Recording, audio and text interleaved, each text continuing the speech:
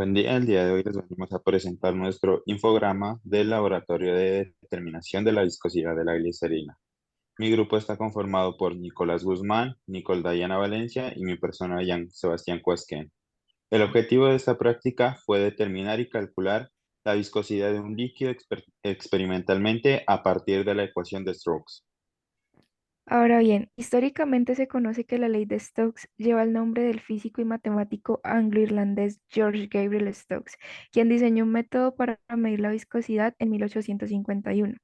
A su vez, la viscosidad se define como una propiedad física que se refiere a la resistencia de un fluido a deformarse bajo la acción de una fuerza externa como la gravedad o el movimiento de un objeto a través del fluido.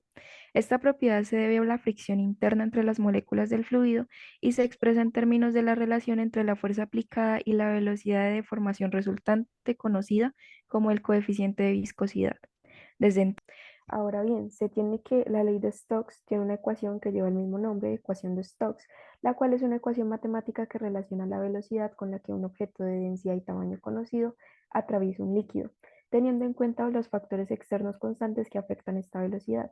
En esta ecuación de Stokes podemos evidenciar la velocidad de la esfera, que es igual a 2 novenos por radio al cuadrado por la gravedad, que en este caso se tomó como 9.8 metros sobre segundos al cuadrado, por la diferencia de las densidades de la esfera menos la densidad del fluido sobre n, que es la viscosidad.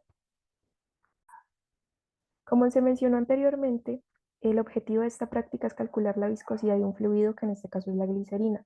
Por lo tanto, inicialmente se calculó la densidad de la glicerina y para eso se utilizó un pignómetro de 5 mililitros y pues se pesó en la balanza analítica, primero vacío y seco, cuyo valor de la masa dio 9.0544 gramos. Luego se pesó el pignómetro más glicerina y cuyo valor dio 14.970 gramos. Luego se pesó, o sea, en teoría por la diferencia del pignómetro más glicerina menos el pignómetro vacío, se obtuvo la masa de la glicerina, que corresponde a un valor de 5.9156 gramos. Sabiendo que el pignómetro era de 5 mililitros y conociendo que la densidad es la relación de la masa sobre el volumen, se pudo calcular la densidad experimental, que en este caso fue 1.1831 gramos sobre mililitros. Luego tenemos pues la densidad reportada por la literatura de la glicerina y esta es de 1.26 y al hacer una comparación entre estos dos valores obtuvimos un porcentaje de error de 6.10%. A continuación, en esta tabla pues se va a presentar uno de los valores necesarios para implementar la ecuación de Stokes y para calcular la velocidad de un objeto en movimiento a través del fluido y claro está con esto hallar la viscosidad del fluido. En esta tabla obtenemos en esta columna la esfera. Tuvimos tres tipos de esfera. Una fue una canica verde, otra plateada y una transparente. Además tenemos el peso que fue tomado en la balanza analítica en el laboratorio. El diámetro también fue tomado por un instrumento del laboratorio. Si tenemos el diámetro se pudo calcular el radio. Con el radio se pudo calcular el volumen, conociendo que es 4 tercios de pi por radio al cubo. Con el volumen y con la masa se pudo calcular la densidad de la esfera. Ahora en esta columna se hizo una relación del radio al cuadrado por la diferencia de densidades de la densidad de la esfera menos la densidad de la glicerina y conociendo la distancia de la probeta que tuvo que recorrer la esfera sobre el tiempo, que aquí cabe mencionar está en segundos, que tardó la esfera en recorrer esta distancia, se pudo calcular la velocidad con la que descendió la esfera a través de la glicerina. Al graficar estas dos columnas obtuvimos esta gráfica y cuya pendiente nos dio 0.6741. En el eje Y tenemos la velocidad de la esfera en metros sobre segundos, en el eje X tenemos r al cuadrado por la diferencia de las densidades. Y pues acá volvemos a hacer mención de la ecuación de Stokes, donde pues anteriormente se explicó y lo que se hizo fue prácticamente despejar la viscosidad. Por ende, como n acá está dividiendo, pasa a este lado de la igualdad y por lo tanto la velocidad de la esfera pasa a dividir. Ahora bien, de esta ecuación lo que vamos a hacer a continuación es reemplazar los valores.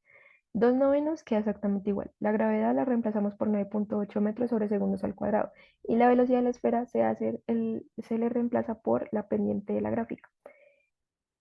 Esto al efectuar la operación nos da una viscosidad de 3.23 pascales por segundo.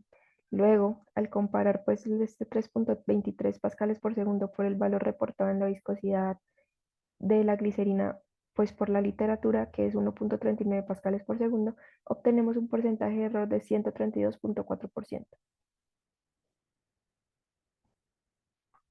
Bueno, en cuanto a análisis de resultados, tenemos que en esta práctica se usó la ley de Stokes con el fin de poder determinar la viscosidad de un fluido y pues para ello se tuvo en cuenta ciertas limitaciones de esta ley con el fin de que no se perdiera precisión. Una de estas limitaciones era que las partículas tenían que ser grandes, en este caso las bolas debían ser grandes, mayores a 0.001 milímetro. Otra limitación que teníamos es que las partículas debían de tener una densidad ligeramente diferente a la del líquido y otras limitaciones serían que las partículas debían ser sólidas, lisas, esféricas y muy pequeñas. Pues muy pequeñas en cuanto a que debe ser mayor a 0.001 milímetros. Teniendo en cuenta lo anterior, pues se utilizó la ecuación 1 de la ley de Stokes con el fin de poder determinar la viscosidad experimental que se presenta en cada esfera cuando está en el fluido. Esta está en el fluido para después graficar los resultados obtenidos y así obtener una recta de tendencia en la que se pueda encontrar la viscosidad del fluido. Es viscosidad experimental. Y ya por último tenemos que de acuerdo al porcentaje de error, el cual pues fue 132%, se tiene como posible fuente de error que algunas de las esferas no tenían formas totalmente regulares. Por ende, se tiende un error en la medición del diámetro y con esto un error en el radio, en el volumen y la densidad. Además, se tuvieron pues esferas que bajaron con mucha rapidez por medio de la probeta y de acuerdo con la ley de Stuck, el tiempo de caída de las esferas debe ser lento y su recorrido debe ser por tiempos largos. Bueno, y respecto a las conclusiones, se concluye que el método de Stokes no fue muy efectivo para determinar la viscosidad de la glicerina. Esto se debe a las condiciones que se manejó dentro de nuestro laboratorio. Lo anterior se ve afirmado en el alto porcentaje de error, en donde influyeron variables como la geometría de las esferas, las cuales no eran muy regulares, y los grumos que posiblemente se formaron en el fluido al momento pues de vaciar uno encima del otro. También se obtuvo un R al cuadrado de 0.38, el cual deja en evidencia que la variabilidad de los datos no se explica muy bien por el modelo que se está utilizando para ajustar los datos. Esto lo podemos observar en los datos atípicos que están alejados de la recta.